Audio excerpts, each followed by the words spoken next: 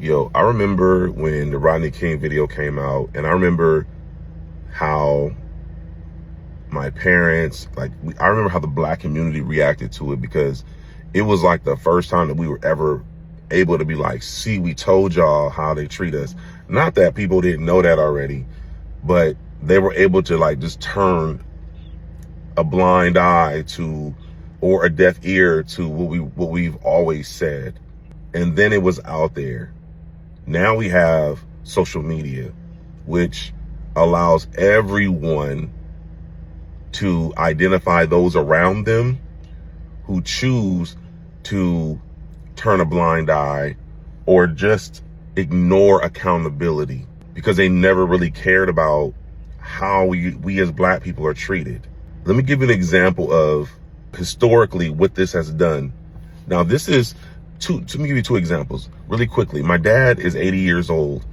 He saw Malcolm X speak, Martin Luther King. He was around for all of that stuff, right? And I asked him, I said, hey man, you know, what's the difference between back then and now to you? He said nothing. Today looks very similar to those days, fighting to have something. Looking around at the people who are not black to say, hey man, this is not right, and to try to help you make change, or at least having them speak out to say this isn't right. So the second example is, it's gonna be three, it's gonna be two more, I'm sorry. This example is me personally. I love to walk in the evening, right?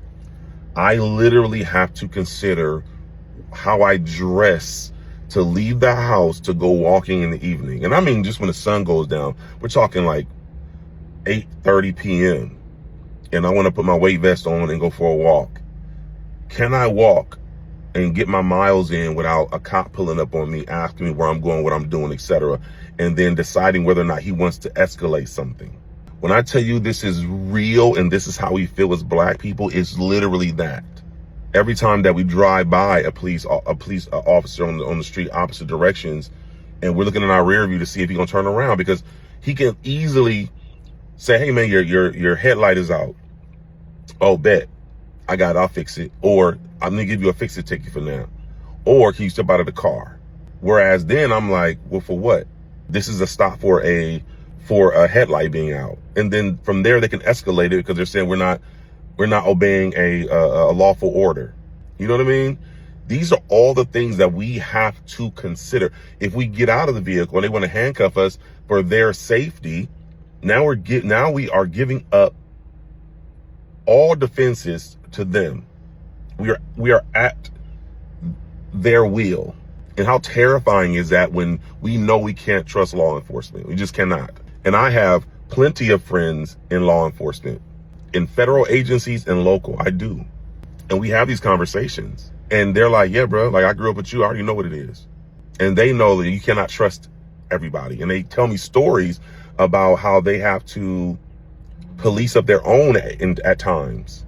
And I got good stories with celebrities involved too. And this is the last one. Prior to the Nolan Wells freaking tragedy, I had a conversation with my daughter. I did. Now, we already had like the police conversation a long time ago. Black people have to brief our children on police. We just do. And that's been done years ago. She knows the protocol. This one was like, you're switching schools, and it is predominantly, and I told her, this is before the Nolan Wells tragedy. I said, you're gonna make friends. You've always been, she's a social butterfly.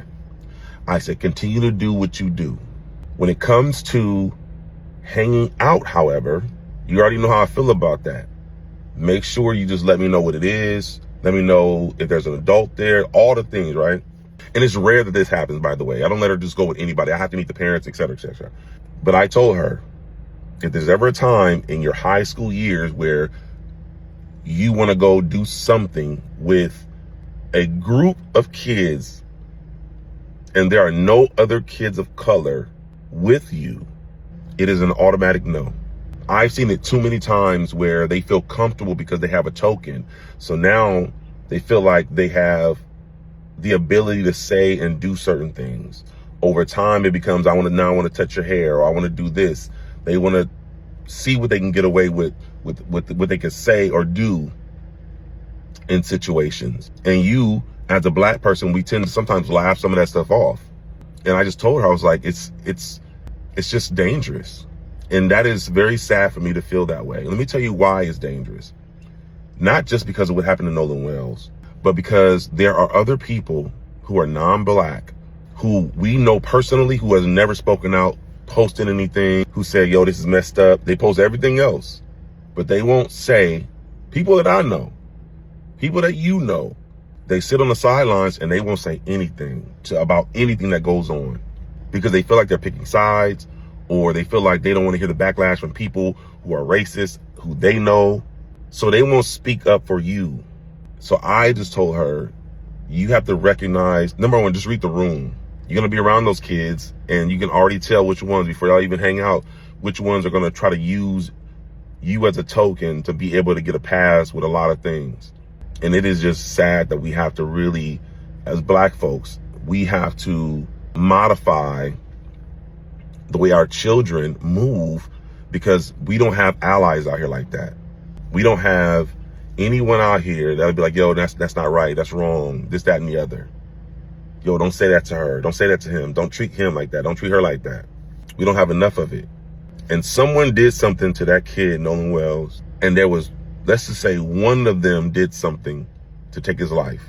The other ones are doing exactly what the people that I just mentioned around, that those other kids are doing.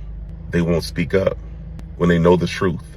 If the people around you are not posting something or and I mean just sharing a video just to show where they stand, or in personal conversations saying like, man, this is just not right, something. Those are the same type of people that will keep their mouth shut the moment something happens to you around them, when it's racially motivated. So keep that in mind, man. I'm telling you as a black man what it is, straight up. And I know what it is when I get in my car and I drive off and I tell my daughter, yo, I'm gonna run over here real quick. And I pray every time, like, let me get home. You know, if it's not a car accident, then don't let it be the police pulling me over and decide they want to, you know, their bad day turns into mine, or they don't want to be fair, or they want to push their power, you know, abuse their power or whatever. Y'all see us getting killed out here. Y'all see us being mistreated. Ask a person that is not black if they would ever want to be reincarnated and come back in this world today as a black person.